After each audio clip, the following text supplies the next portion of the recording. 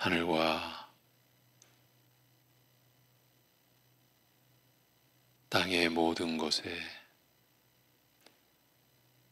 주인이요 주 되신 우리 아버지 하나님,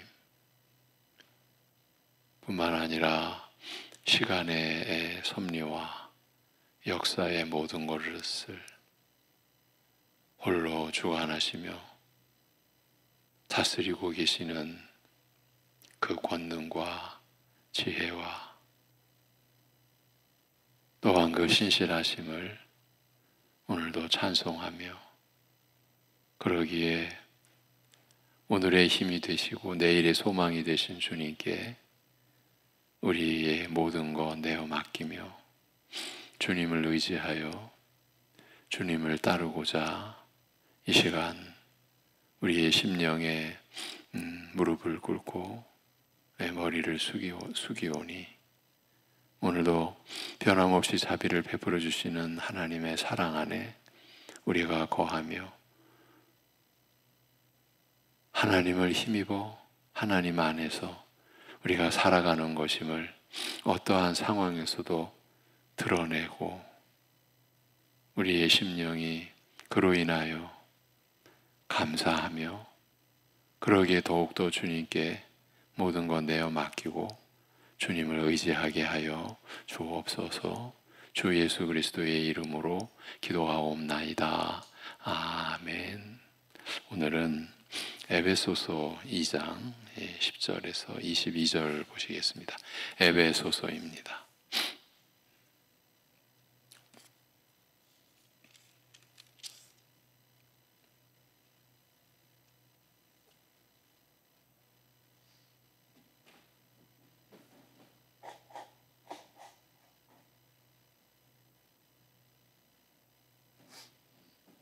에베소서 2장 11절에서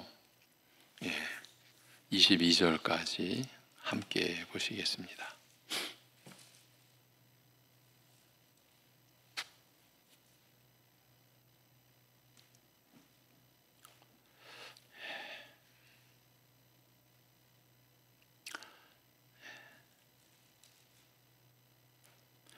에베소서 2장 11절에서 22절입니다. 같이 보십니다. 그러므로 생각하라.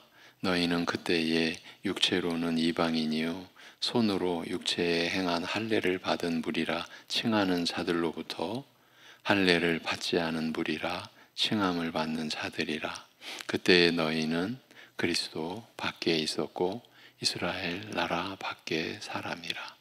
약속의 언약들에 대하여는 외인이요 세상에서 소망이 없고 하나님도 없는 자이더니, 이제는 전에 멀리 있던 너희가 그리스도 예수 안에서 그리스도의 피로 가까워졌느니라. 그는 우리의 화평이신지라. 둘로 하나를 만드사 원수된 것 곧 중간에 막힌 담을 자기 육체로 허시고 법조문으로 된 계명의 율법을 폐하셨으니, 이는 이 둘로 자기 안에서 한 세 사람을 지어 화평하게 하시고 또 십자가로 이 둘을 한 몸으로 하나님과 화목하게 하려 하심이라. 원수 된 것을 십자가로 소멸하시고 또 오셔서 먼 데 있는 너희에게 평안을 전하시고 가까운 데 있는 자들에게 평안을 전하셨으니, 이는 그로 말미암아 우리 둘이 한 성령 안에서 아버지께 나아감을 얻게 하려 하심이라. 그러므로 이제부터 너희는 외인도 아니요 나그네도 아니요 오직 성도들과 동일한 시민이요 하나님의 권속이라. 너희는 사도들과 선지자들의 터 위에 세우심을 입은 자라. 그리스도 예수께서 친히 모퉁이 돌이 되셨느니라.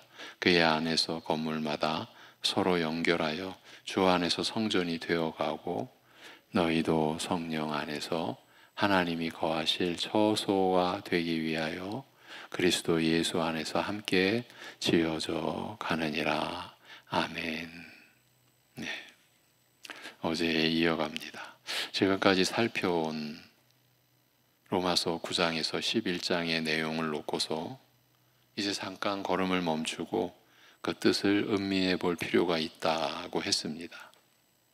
마치 앞뒤가 맞지 않고 서로 상충하는 요소들이 뒤섞인 듯해서 매우 당혹스럽기 때문입니다. 이스라엘이 복음을 거부하는 반면 이방인이 복음을 환영하는 이 의외의 상황에 대하여 설명하면서 이스라엘의 본질은 하나님의 선택에 있고 혈통에 있지 않은 만큼 이스라엘에게서 난 자들 중에서 일부가 복음을 외면하는 일은 충분히 있을 수 있는 일이라고 앞에서 말하였습니다. 더욱이 하나님께서는 혈통을 초월하여 이스라엘뿐 아니라 이방 중에서도 긍휼히 여기고자 하시는 자들을 택하여 불러 구원하시며 나머지는 완악함에 버려두신다고 말함으로써 선택과 부르심과 구원에 있어서 혈통은 본질이 아니요 근본적으로 무의미함을 이미 밝힌 터입니다. 이제 그런 만큼 이스라엘의 경우로 좁혀서 본다면, 좁혀서 말한다면 택함을 받은 자는 하나님께서 반드시 구원하실 것이요 택함을 받지 못한 자는 완악해질 것이라고 간단하게 정리하고 혈통적 이스라엘에 대해서는 더 이상 이방과 구별된 독특한 존재로 여길 필요가 없다고 해야 할 것입니다. 이제 이러면 되는 거죠. 간단하게 정리가 되는 거죠. 그럼에도 불구하고 바울은 여전히 육적 이스라엘을 붙들고 놓지 못할 뿐더러 이스라엘의 선택과 구별된 지위는 변함이 없다는 점에 과도하게 집착하는 듯하여 납득하기가 어렵다는 겁니다. 물론 곧 육신의 자녀가 하나님의 자녀가 아니라 오직 약속의 자녀, 곧 택함을 받은 자녀가 씨로 하나님 나라의 상속자로 여기심을 받느니라고 로마서 9장 8절에서 이렇게 앞에서 한 자신의 말을 스스로 뒤집는 것은 아닐 것입니다만 바울 사도가 앞에서 한 말을 뒤에서 뒤집는 일은, 그리고 그것도 더욱 기록된 하나님의 말씀에 그런 내용이 담길 수는 없지 않습니까? 그러니까 자신의 말을 스스로 뒤집는 것은 아닐 것입니다만 그렇다면 더욱더 바울이 이처럼 애매하고 납득하기 어려운 태도를 취하는 이유가 무엇인지 분명히 확인할 필요가 있다라는 겁니다.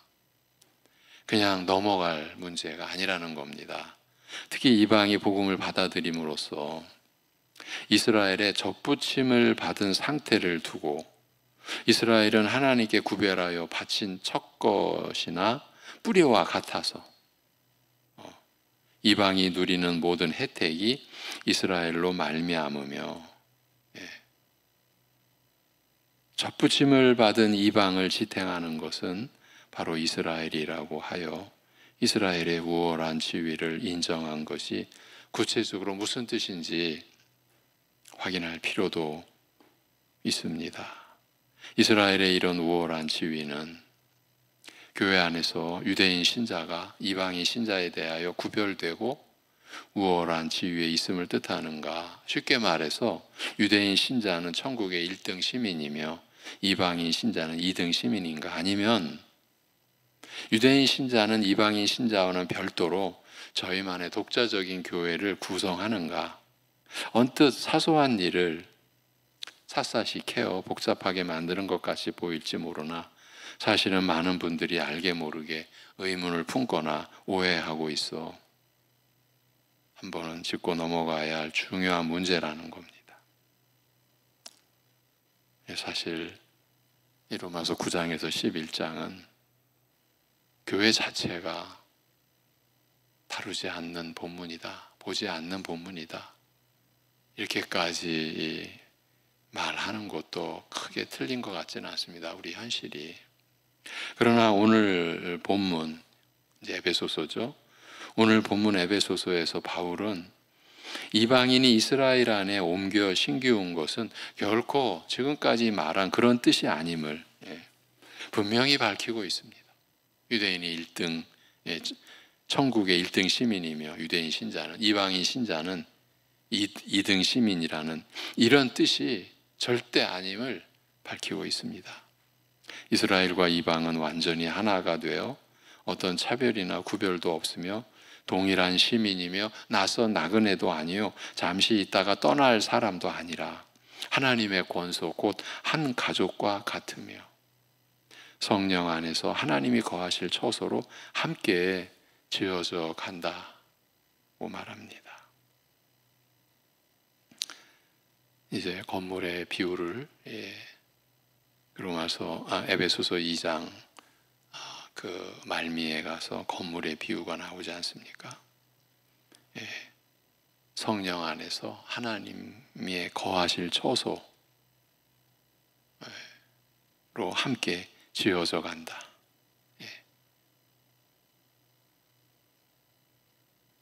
이스라엘 유대인 신자나 이방인 신자가 이제 하나님의 권속으로 한 가족으로, 그래서 성령 안에서 하나님이 거하실 처소로 함께 지어져 간다는 겁니다.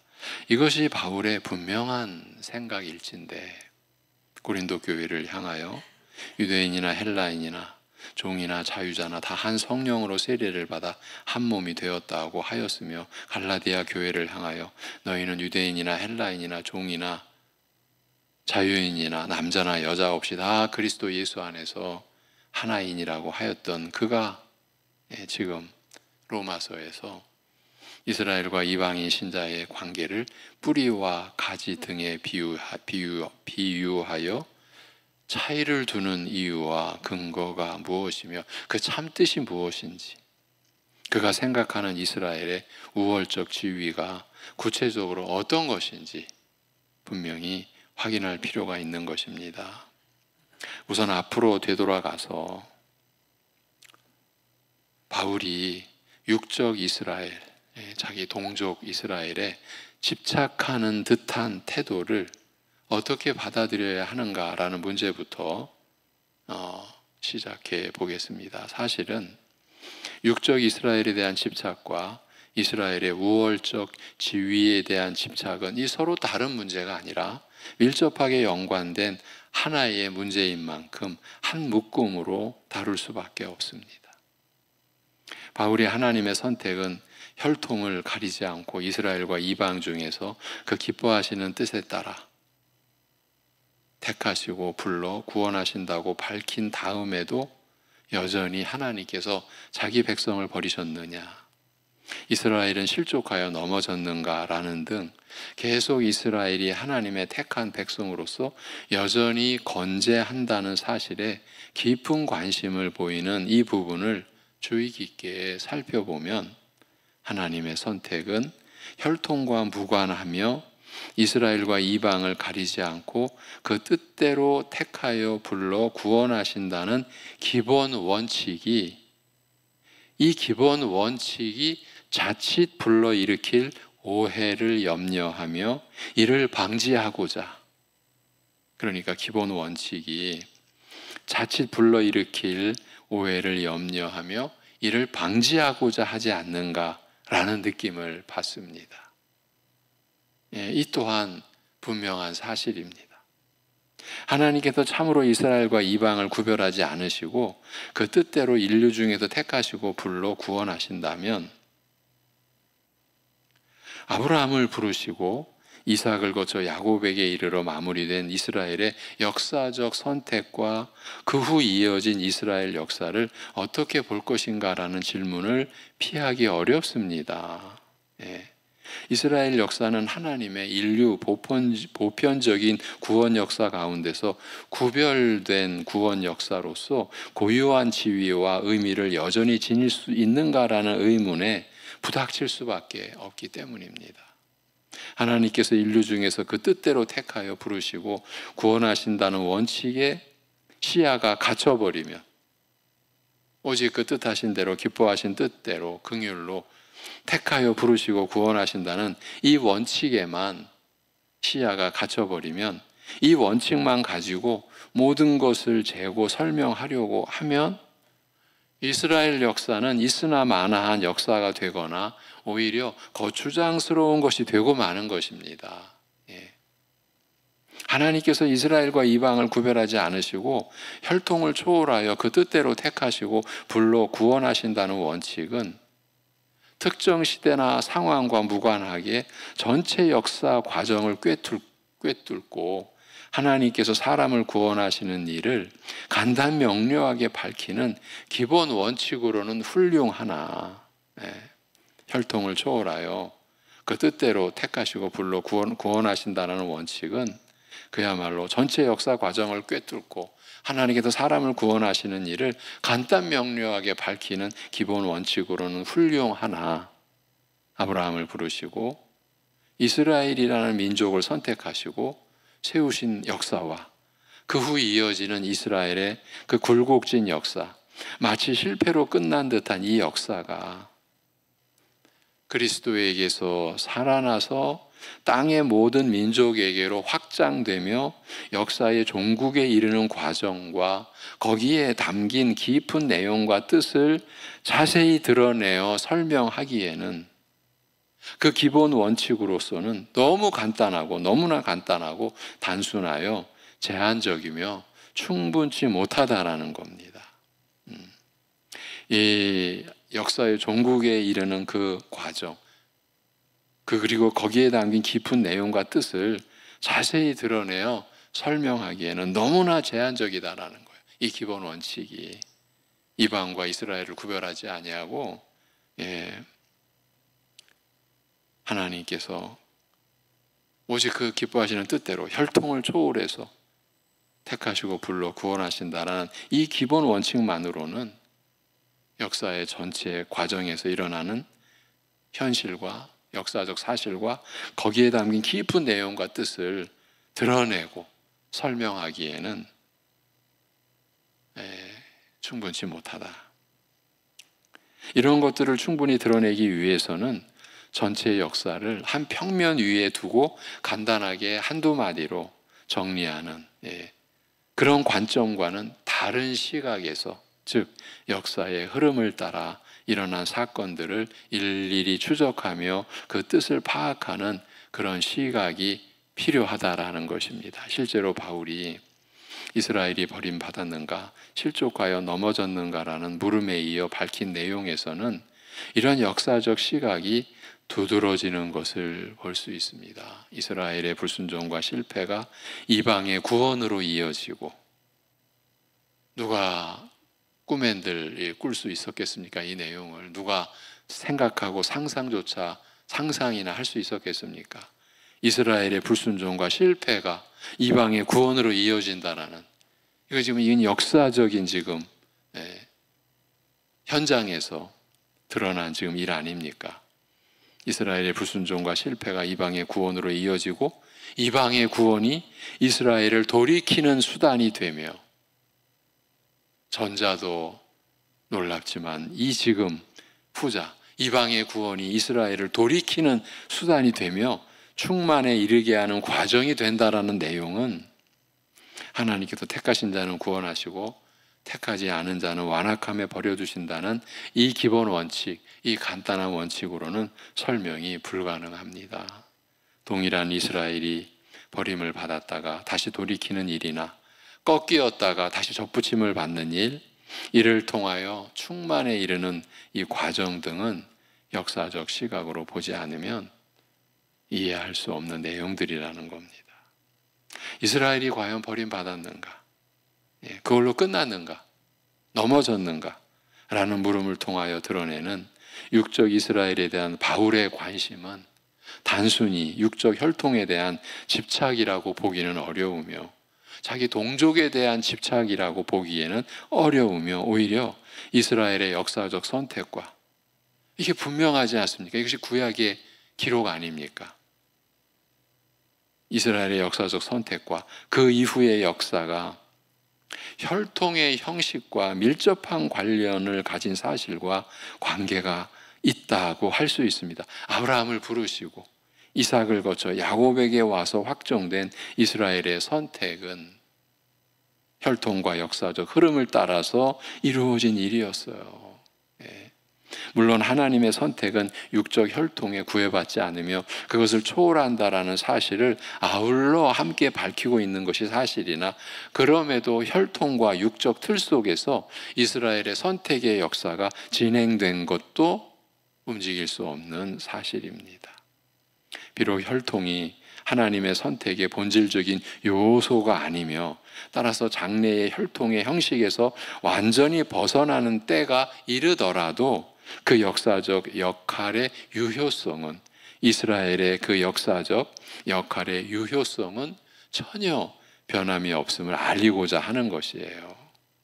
바울이 이스라엘을 가리켜 나의 혈육이라고 호칭한 것은 바울 당시까지 유지되어 온 이 육적 혈통과 이 육적 혈통적 형식과 틀을 의식하였기 때문이라고 할 수 있습니다. 말하자면 바울은 하나님께서 혈통을 초월하여 인류 중에서 그 기뻐하시는 자를 택하여 구원하시는 원칙을 근본 원칙으로, 기본 원칙으로 제시하면서도 이것이 결코 이스라엘 역사를 무의미하게 만드는 것이 아니라는 사실을, 그러니까 구약 성경의 기록을 무의미하게 만드는 것이 아니라는 사실을, 이런 하나님의 원칙이 바로 이스라엘의 이런 역사를 통하여 구현되어 왔으며 앞으로도 계속될 것을 알리고자 하는 것이에요.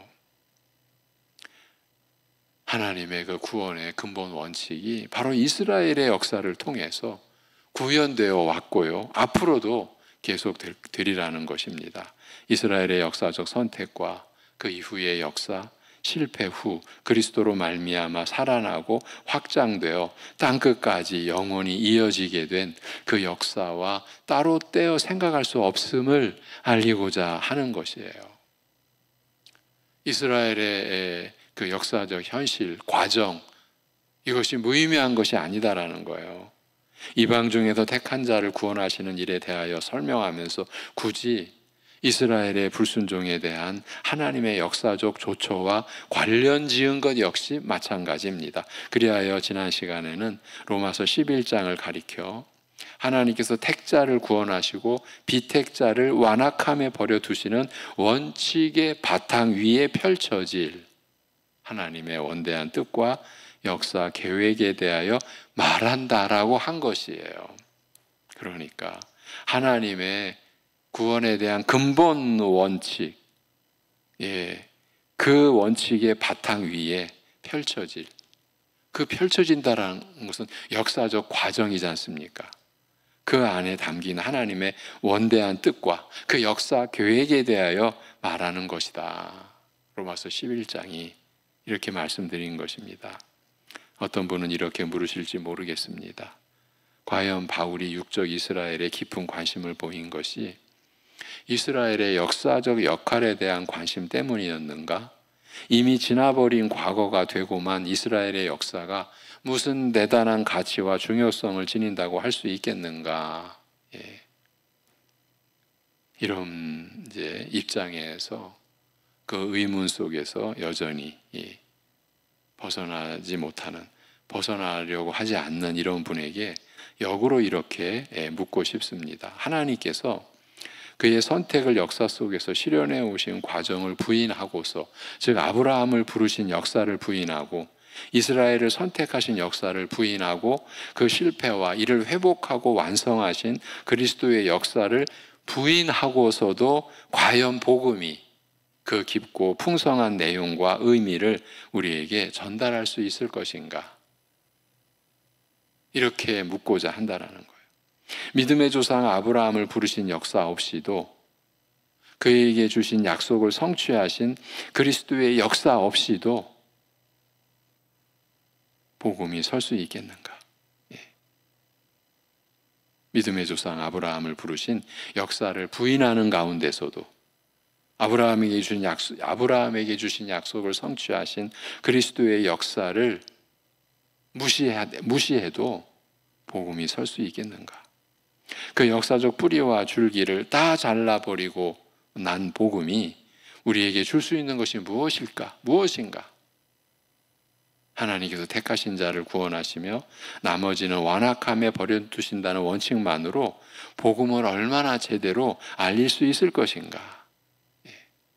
이런 질문 앞에서 대답을 얻고자 진지하게 노력해 본 사람이라면 바울이 이스라엘 역사가 완전히 버림받아 무너진 것이 아님을 그처럼 확인하고자 애쓰는 심정을 이해할 수 있을 것입니다. 결코 그렇지 아니하다라고 강력하게 부인하여 이스라엘 역사의 건재함을 확인하고 하나님께서는 미리 아신 자기 백성을 버리신 적이 없다라고 하여 이스라엘의 역사적 선택이 여전히 유효함을 확인한 이유는 만일 이스라엘 역사가 정말 무너지고 말았다면, 역사적 선택이 그래서 무효화되었다면 하나님의 약속마저 그 진실성을 상실하여 무의미해질 수밖에 없기 때문입니다. 우리가 그렇게 찬양하는 신실하신 하나님, 그 하나님의 속성, 성품이 지금 무너지는 것이 되고 마는 것 아닙니까? 하나님의 약속마저 그 진실성을 상실하여 무의미해질 수밖에 없기 때문이에요. 이것은 하나님의 신실하심의 치명적인 결함인 거죠. 율법이 들어온 결과 오히려 범죄만 더하게 된 참담한 실패를 말하면서도, 사실 로마서가 밝혀놓은 이 내용도 우리로서는 우리 스스로의 일이잖아요. 인간의 이 문제잖아요. 지금 이게 율법이 들어온 결과 오히려 범죄만 더하게 된 이 인간의 참담한 실패, 우리 일입니다. 사실 이것도 우리가 감당하기 어려웠어요. 인간이 이 정도구나, 이렇게밖에 안 되는구나. 그런 참담한 실패를 말하면서도 결국은 그리스도로 말미암아 은혜가 더욱 넘치게 된 역사로 이어진 것을 말한 것도 같은 맥락에 속한 것입니다. 우리가 로마서 5장을 그래서 수개월 동안 이 새벽에 우리가 나눴었죠. 수개월이 뭡니까? 보고 또 보고. 결국은요, 인간의 이 전적 타락이라고 하는 실상이 어떤가?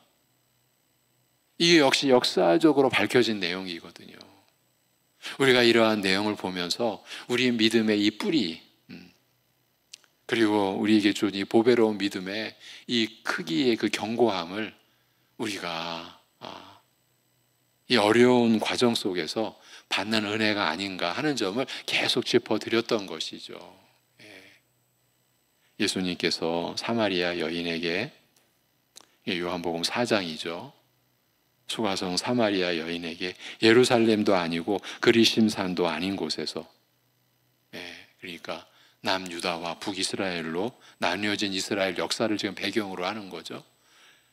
예루살렘도 아니고 그리심산도 아닌 곳에서 이런 옛 형식을 초월하여 오직 신령과 진정으로, 그러니까 영과 진리로 예배할 때가 이르렀음을 알리시면서도 여전히 구원은 유대인에게서 난다라고 밝히신 것은 바로 이스라엘 역사가 지니는 이런 독특한 지위와 역할을 염두에 두시고, 이스라엘의 이런 역사적 뿌리와 근원으로서의 독특한 역할은 옛 형식이 철폐되는 때가 온다 하여도 결코 무시될 수 없다는 뜻으로 여전히 유효하다라는 뜻으로 하신 말씀이라 할 수 있습니다.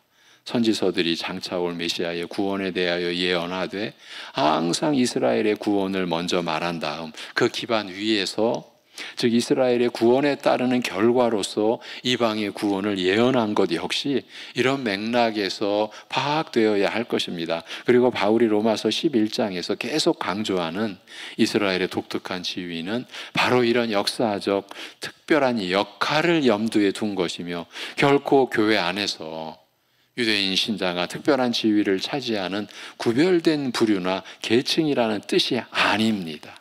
여러분, 이것은요 너무 이렇게 비약되는 내용인데, 지금 이런 내용이요, 지금 이 하나님 나라의 질서라는 차원에서 지금 교회의 직분이, 역할이, 지위가 하나님 나라의 질서에서 부여된 것이거든요. 그것이 계급이 아니거든요. 그것으로 인하여 교회 안에서는 특별한 계층이 있고 나머지 신자들은 그와 제외된 특별한 계층에서 제외된 일반 계층, 이런 개념이 없어야 되는데 교회 안에 있잖아요. 지금 이 문제의 어떻게 본질은 어떻게 보면 똑같다고 볼 수가 있어요. 다시 돌아와서 그러니까 이스라엘의 독특한 지위는 바로 이런 역사적 특별한 역할을 염두에 둔 것이며, 결코 교회 안에서 유대인 신자가 특별한 지위를 차지하는 구별된 부류나 계층이라는 뜻이 아니다라는 거예요. 예. 그의 역사적 특별한 역할이 있음에도 그렇다고 해서 구별된 부류는 아니다, 구별된 계층은 아니다. 예. 예루살렘 공회에서 이방인 신자를 어떻게 받아들일 것인지 논의하는 과정에서 베드로는 분명히 밝혔습니다. 형제들아, 너희도 알거니와 하나님이 이방인들로 내 입에서 복음의 말씀을 들어 믿게 하시려고 오래전부터 너희 가운데서 나를 택하시고, 이게 지금 베드로 사도의 지금 진술이에요. 또 마음을 아시는 하나님이 우리에게와 같이 저희에게도 성령을 주어 증거하시고, 예. 믿음으로 저희 마음을 깨끗이, 그래서 저희나 우리나 차별하지 아니하셨느니라. 사도행전 15장의 기록이에요. 예, 특히 저희나 우리 사이에, 즉 유대인과 이방인 신자 사이에 그 어떤 차이와 구별도 두지 않으셨다라고 한 말에 주의할 필요가 있습니다. 유대인 신자와 이방인 신자 사이에는 그 어떤 구별과 차이도 없는 것이에요. 그의 독특한 역사적 역할과 그런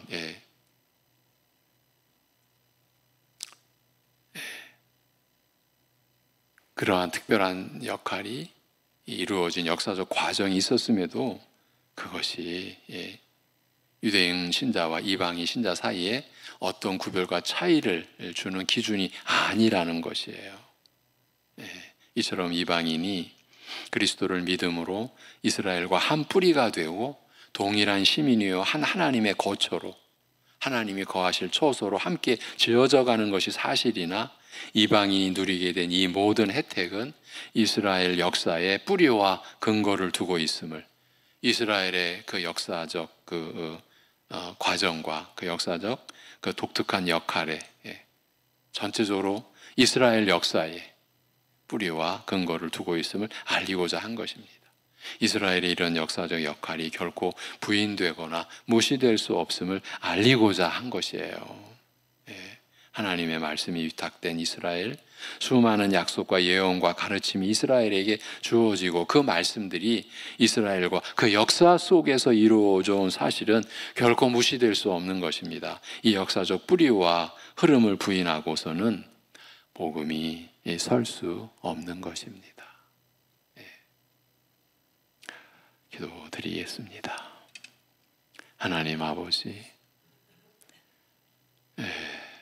우리의 이 구원 얻는 이 믿음이 이스라엘의 역사, 인류의 역사를 다 송두리째 무시해버리고 그저 이 시대에 그저 우리에게 뚝 떨어진 하늘로부터 그런 개념이 아니라는 것을, 인류의 역사, 그 중에서 특별히 구별된 이스라엘의 역사의 뿌리와 근거를 둔 복음이요, 그 복음을 들음으로 우리에게 일어난 믿음의 역사라는 것을 오늘 우리에게 일러주심으로, 또 한편으로는 우리의 믿음의 뿌리와 그 토대가 어떠한 견고함을 갖는 성격인지 우리에게 일러주심을 감사드립니다. 아버지 하나님, 이러한 내용이 우리에게 주어지는 것은 하나님의 온전하심, 그 하나님과 선하심과 그 인자하심과 그 신실하심의 그 영원한 성품, 결코 변할 수 없는, 그리고 피조물, 죄인들에 의하여, 죄인들의 그 죄악된 역사에 의해서도 결코 훼손될 수 없는 하나님의 신실하심을 우리에게 일러주시고, 홀로 그 온전하심을 지켜가시는 하나님의 권능과 지혜와, 또한 우리를 향한 그 깊고 풍성한 뜻과 그 사랑을 우리가 이러한 어려운 과정을 통해, 어려운 말씀을 통해 조금씩 더 구체적으로 하나님께 나아갈 수 있도록 은혜 베풀어 주심을 감사드립니다. 아버지 하나님, 이러한